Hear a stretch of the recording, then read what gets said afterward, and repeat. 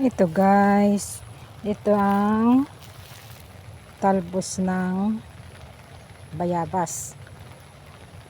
Mas maganda ito, yung kulay pink, mamula-mula na talbos ng bayabas. Epektibo to guys sa mga UTI.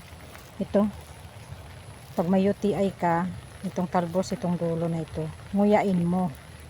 Nguyain. Tapos, ang katas, yun ang lunukin mo.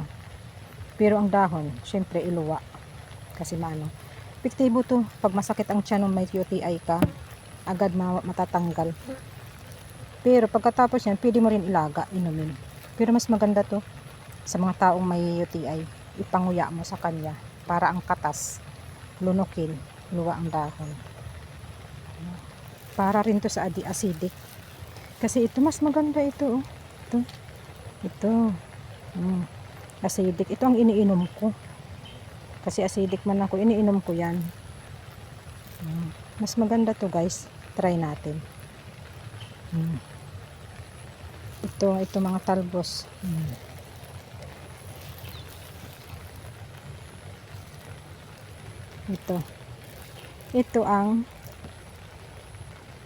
Itong udlot, tinatawag nila. Udlot. Ito. Yon ang kakainin at ilunukin ang katas nito. Para sa UTI at saka sa mga taong acidic.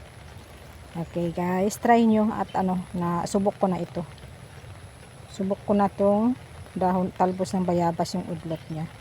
Madalas ko to inumin din kasi acidic ako. Pag nasobrahan ako kakape.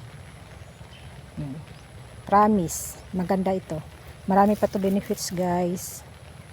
See you sa next video. Bye bye. God bless us all.